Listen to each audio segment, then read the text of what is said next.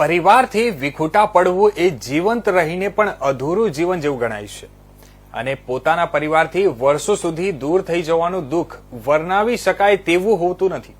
આવી જ એક સંઘર્ષની હૃદયસ્પર્શી કથા છે બિહારના મુજફ્ફરપુરના બુદ્ધનગરના કિરણબેન શાહની।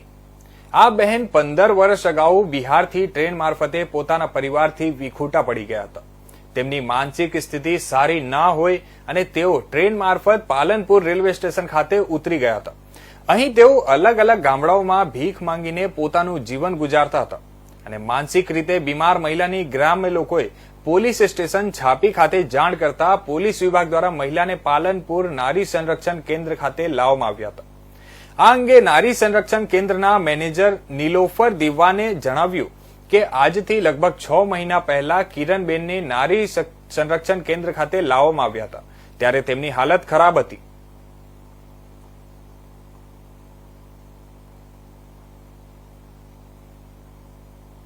મારું નામ નીલોફર છે અને હું નારી સંરક્ષણ કેન્દ્રમાં મેનેજર તરીકે ફરજ બજાવું છું।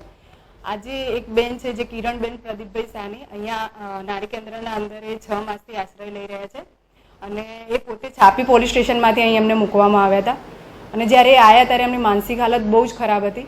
જ્યારે એમને પૂછવા પણ કંઈ જતા એટલે એ પોતે બીજાને મારવા દોડતા અને એમનું વર્તન બી સાવ ખરાબ હતું અને આમ ડર લાગે એ રીતનું વર્તન હતું। પછી નારી સંરક્ષણ કેન્દ્રમાંથી એમને અમે માનસિકની દવા ચાલુ કરાવી સિવિલ હોસ્પિટલ દ્વારા।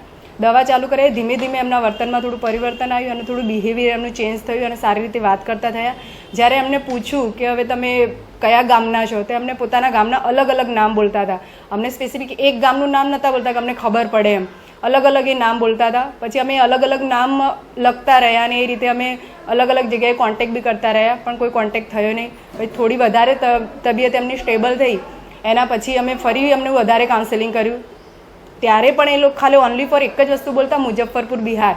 એટલે અમે પછી બધા ગામના નામ રહેવા દઈએ અને મુજફ્ફરપુરનું સખી વન સ્ટોપ સેન્ટર ત્યાં પણ ચાલે છે જેમ આપણા ગુજરાતમાં ચાલે છે ત્યાં પણ સખી વન સ્ટોપ સેન્ટર ચાલે છે ત્યાંનો કોન્ટેક્ટ કર્યો અને એમને અમે એક લેટર દ્વારા અહીંથી જાણ કરી થોડી એ બેનની માહિતી મોકલી અને થોડું એમને જે અમે કાઉન્સેલિંગ કર્યું હતું એ પણ અમે એમને મોકલ્યું અને એ માહિતી દ્વારા એ બેને પણ થોડી તપાસ કરી। બીજું અમે ત્યાંના પોલીસ સ્ટેશનમાં બી જાણ કરી પણ પોલીસ સ્ટેશનમાં એવી કોઈ અરજી નોંધાઈ નથી ગુમ થયાની એટલે ત્યાંથી અમને કોઈ રિસ્પોન્સ સારો મળ્યો નહીં।